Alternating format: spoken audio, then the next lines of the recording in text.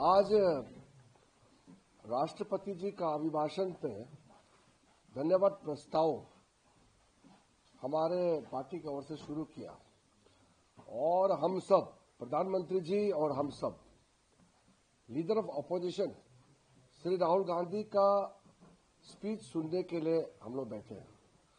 लेकिन शुरू से ही राहुल गांधी जी रूल नहीं मानते हुए जिस किताब का पब्लिकेशन, उसका ऑथेंटिसिटी का बारे में कुछ वहां क्लियर नहीं बताते हुए कोट करने शुरू किया। तो रक्षा मंत्री ने भी कहा, हम सब ने कहा कि सदन जो है नियम से चलेगा और नियम के तहत अपना बात को रखना चाहिए।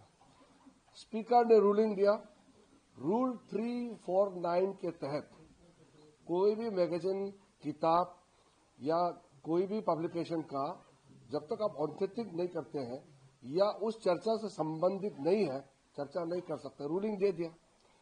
अब जब चेयर से रूलिंग देता है तो वो फाइनल होता है और चेयर को हम चैलेंज नहीं कर सकते हैं।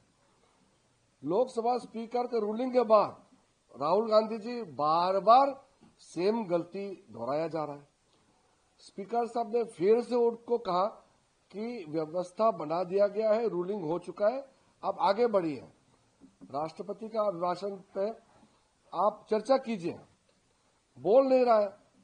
पूरा आधा घंटा राहुल गांधी जी ने समय बर्बाद करके नियम का उल्लंघन करते हुए बार बार एक ही चीज बोलते रहा। वो चाइना बॉर्डर को लेकर के बात करने लगा है।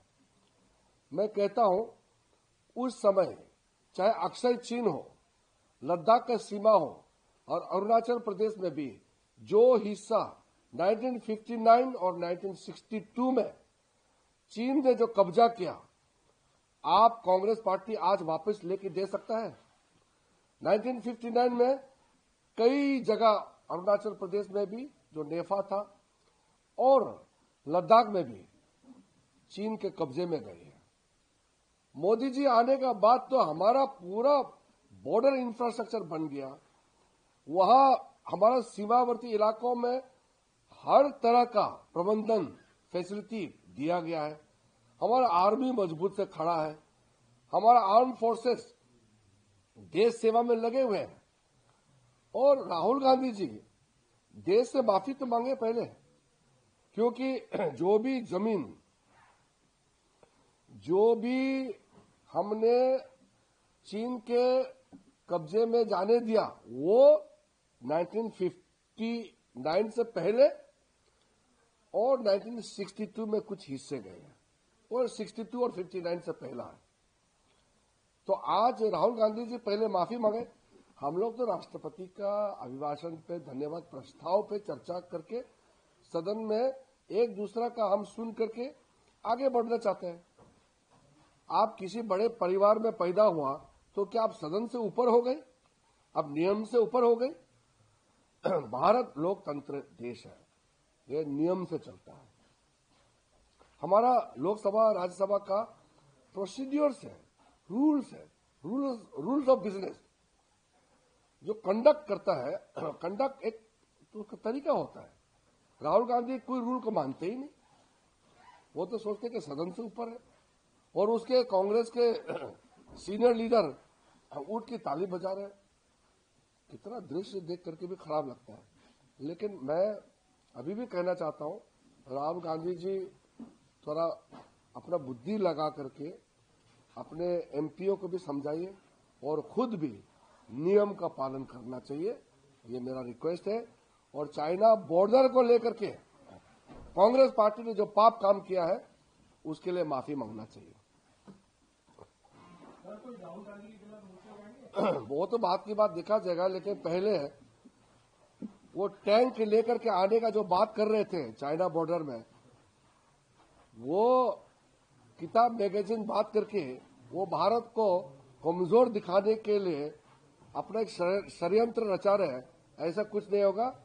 नरेंद्र मोदी जी के नेतृत्व में भारत 1 इंच सरेंडर नहीं कर सकता है और कांग्रेस को उस जमाने में 50-60 साल पहले जो जमीन चीन के कब्जे में दिए थे वो वापस लाओ, नहीं तो आप वो हमारा बीता हुआ कल तो लौटा नहीं सकता है, तो कम से कम माफी तो मांगो। इंग्लिश तो हो गया ना? हाँ वो तो मेरा ख्याल से हो गया। हाउस जाना है ना, टाइम। हाँ कहाँ 2 मिनट है, 1 मिनट। हाँ, we are extremely disappointed with the behavior of the leader of opposition, Sri Rahul Gandhi ji. Today, despite the ruling by Honorable Speaker, Rahul Gandhi ji was defying the ruling of the chair. It never happened before. When the chair gives the ruling, either chairman or the speaker gives the ruling, every member has to obey. But Sri Rahul Gandhi has demeaned his own position by defying the order of the speaker. Rahul Gandhi has no right to speak about China-India border because we have lost huge chunk of Indian territory in 1959 and 1962. This all happened during Congress time. During our time, Modi ji's time, our borders are secured. I come from Arunachal Pradesh. Every inch of territory is secured. Every village is connected. Every border point is connected with road, mobile phone, electricity, water supply. But during Congress time, all these borders were left to most backward region. The Congress party has no business to talk about the borders of our country. And they must apologize for surrendering huge chunk of land during 1959 and 1962.